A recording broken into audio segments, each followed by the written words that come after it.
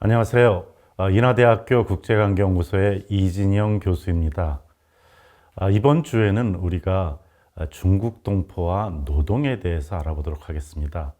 이 중국 동포들이 한국에 들어와서 노동에 종사하는 내용을 알아보도록 하겠습니다. 먼저 첫 번째 시간으로서 중국 동포를 단순 노동 인력으로 보다라는 주제로 말씀드리도록 하겠습니다. 그러니까 우리가 중국 동포가 한국에 거주할 경우에 동포라는 말에 있듯이 재외 동포로서 거주를 해야 된다고 생각합니다. 우리가 재외 동포라고 하는 것은 국적에 상관없이 해외에 거주하고 있는 우리나라, 우리 민족 모두를 포괄하는 개념입니다. 물론 법적으로는 두 가지로 구분하고 있습니다. 재외 국민과 외국적 동포입니다. 재외 국민이라는 것은 대한민국 국민이죠. 대한민국 국민으로서 해외에 계신 분들, 영주권을 취득할 수도 있고요. 또는 영주할 목적으로 계실 수도 있고, 유학이라든지 여러 가지 이유로 있을 수가 있겠죠. 이런 분들 재외 국민이라고 하고요. 반면에 외국, 즉 거주하는 국가의 국적을 취득하신 분들, 시민권을 취득했다고도 하죠. 그렇게 하신 분들을 우리가 외국적 동포다 이렇게 얘기하고 있습니다. 그래서 이 외국적 동포 같은 경우에 재외동포 법에 의해서 여러 가지 특혜를 받고 있는데요. 특히 외국적 동포 당사자들에 대한 부분이 우리가 이민간 1세대뿐만 아니라 그 직계비속이라고 하는 그 다음 세대들도 얘기를 하고 있습니다. 그러니까 재외동포라고 하는 개념으로 중국 동포가 포괄돼야 되는데 오히려 중국 동포들이 노동으로서, 노동 인력으로서 바라보았다 하는 점에 대해서 얘기를 해보도록 하겠습니다. 조금 전에 말씀드린 대로 우리가 재외동포가 한국 내에 지금 많이 거주하고 있습니다. 1990년대 이전에는 한국 사람들이 외국에 나가는 이민이었다면은 90년대 이후에는 한국으로 들어오는 외국인들 그리고 동포들이 증가한 것이죠. 그래서 지금 통계를 한번 보시면은 2020년 3월 기준으로 봤을 때 대략 동포들의 거주 숫자가 86만 명 정도 된다 이렇게 나와 있습니다. 공식 통계입니다. 그랬을 때 중국 동포, 우리가 조선족이라고 하는 중국 동포가 70만, 그러니까 86만 중에서 70만이니까 사실상 거의 대부분이라고 봐야 되겠죠. 그 다음에 재미동포라고 하는 미국에서 온 분들이 한 4만 5천 명 정도, 그리고 고려인이라고 칭하는 우리가 중앙아시아라든지 러시아에 계신 분들이죠. 우즈베키스탄이라든지 러시아, 카자흐스탄, 키르기스탄, 우크라이나 이런 부분들이 다 포함됩니다. 그러니까 지금 중국 동포 그리고 고려인 동포를 제외하고 미국, 또 캐나다에서 오신 분들, 호주 이렇게 하면은 사실상 몇 개의 그룹밖에 안 된다는 것을 알 수 있습니다. 이렇게 해서 국내에 거주하는 재외동포들이 86만 명이라고 하는 것이죠. 그런데 여기서 우리가 보면은 조금 전에 얘기했듯이 재외동포라고 했습니다. 재외동포. 그래서 재외동포들은 재외동포 비자를 받습니다. 이 재외동포 비자는 F4로 알려져 있죠. 그래서 F4로 보면은 재외동포 비자로 온 사람들은 46만 5,600명 정도 된다고 나와 있는데요. 여기서 중국이 34만 8천 명 정도로 가장 또 많고요. 미국, 러시아, 캐나다, 우즈베키스탄 이렇게 순으로 돼 있습니다. 그런데 지금 또 H2라고 하는 방문 취업 비자가 있죠. 근데 방문 취업 비자에는 미국, 캐나다 동포들이 없지 않습니까? 주로 중국과 고려인이라고 칭하는 동포들이 방문 취업 비자로 오는 것입니다. 그러니까 우리가 이것을 여러 차례 말씀을 드렸습니다만은 중국 동포 그리고 고려인 동포 같은 경우에서는 재외동포법에 바로 적용이 안 되는 결과로 다른 비자로 지금 오시는 거죠. 그것이 하나가 H2다 이렇게 말씀드릴 수가 있겠고요. 또 우리가 동거라든지 또는 결혼 이민이라든지 이러한 다양한 방법으로 오는 분들도 있다, 이렇게 말씀드릴 수가 있겠습니다. 그래서 이렇게 한국에 70만 명이 넘는, 지금 2020년 통계로 그렇습니다. 70만 명이 넘는 중국 동포들이 어디에 거주하고 있는가 하는 것을 서울시 주로 위로 본다면은 영등포구, 그리고 경기도의 안산시, 서울시의 구로구, 경기도의 수원시, 시흥시, 금천구, 부천시, 이렇게 거주를 하고 있습니다. 우리가 이제 집거지에 대해서도 이미 알아봤는데요. 이렇게 조선족 동포들 또는 중국 동포들이 거주하고 있는 것이 집중적으로 거주하고 있다 하는 점입니다. 그래서 지금 구성비에 있어서 대략 7, 8%부터 6%, 5%이 정도에 분산돼 있지만 거주하고 있다는 거죠. 그러니까 우리 동포들에 있어서 노동력으로서 거주하는 비자라고 그랬는데, 그럼 어떤 비자가 노동력 비자인가? 크게 이제 두 가지로 나눠볼 수 있습니다. 전문 기술 인력, 비전문 기술 인력, 또는 단순 노무라고도 이렇게 얘기를 하고 있죠. 비전문은. 그래서 지금 보시면은 전문 기술 인력 비자는 E1 교수, E2 회화지도, E3 연구, E4 기술 지도, 그리고 E5 전문 직업, E6 예술 흥행, E7 특정 활동, 이렇게 되어 있습니다.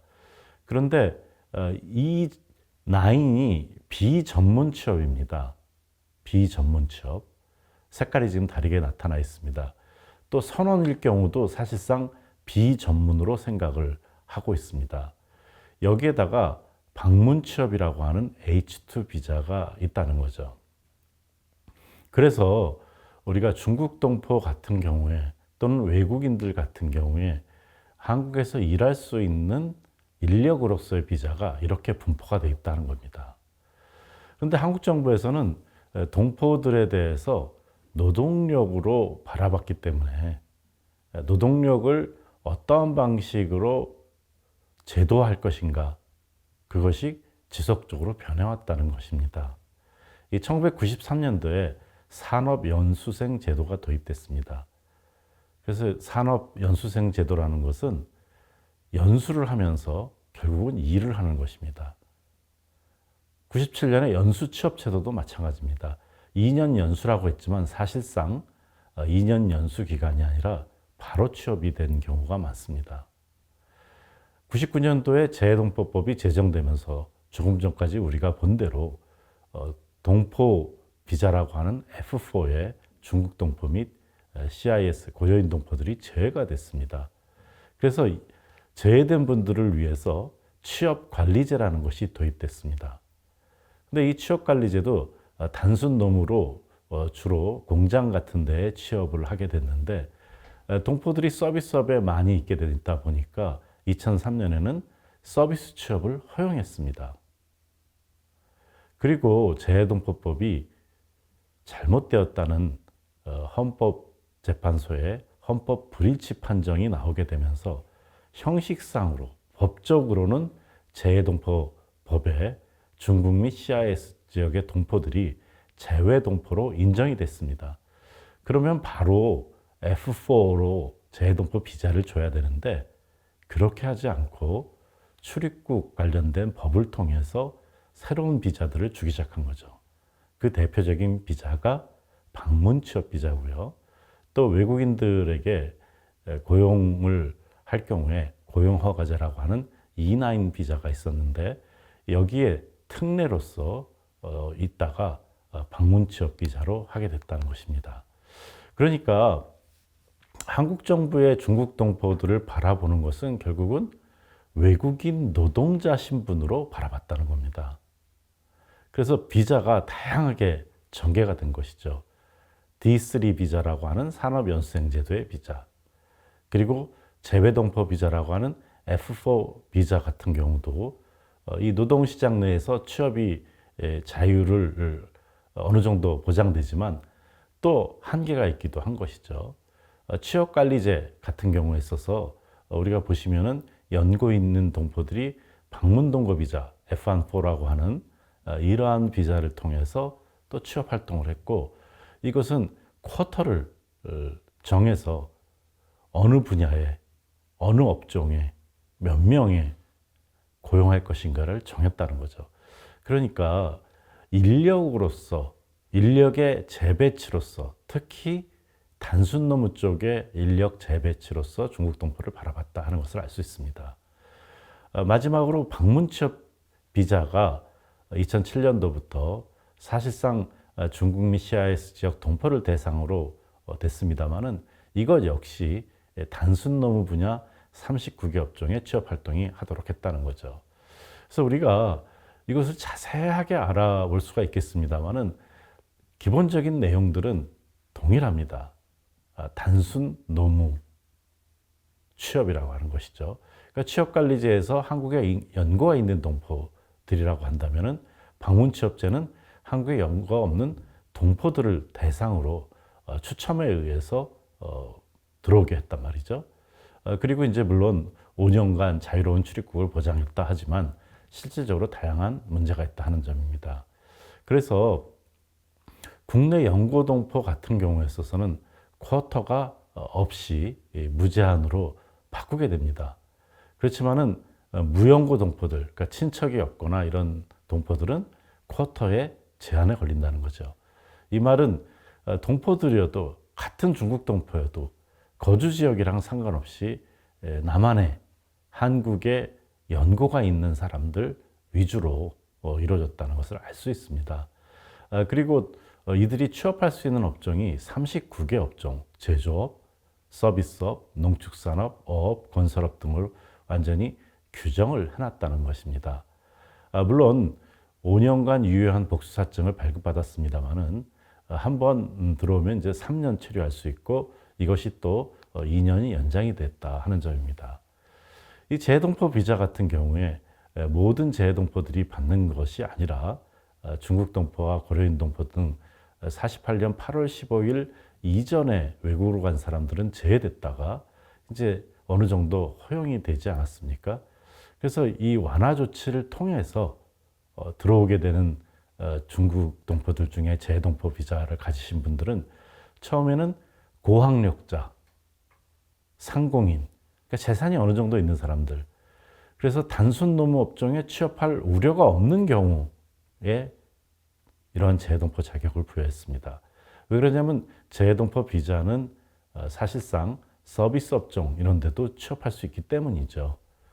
그러니까 이런 것들은 어떻게 보면은 우리가 중국 동포에 있어서 취업을 사실상 결정한다 하는 것이죠. 한국의 비자 제도에 의해서 결정됐다. 그래서 재동포 비자에 있어서 취업 활동 제한 범위가 있습니다. 단순 노무 행위를 하는 경우, 기타 공공의 이익이나 국내 취업 질서 등의 유지를 위하여 그 취업을 제한할 필요가 있다고 인정되는 경우 취업 제한을 할 수 있습니다. 그러니까 어떻게 보면 중국 동포에 있어서는 재동포 비자를 받기도 어렵지만, 받는 경우에 여전히 취업에 있어서 제한이 된다는 점입니다. 그러니까 우리가 중국 동포를 한국 정부에서는 한국에 들어올 때 외국 인력으로서, 노동력으로서 이렇게 바라본 것이고, 일반 외국 인력과는 다르게 동포라는 틀에서 조금 변화를 줬다 하는 점입니다. 그렇지만 어쨌든 기본적으로는 외국 인력으로 중국 동포를 바라봤다 하는 점입니다.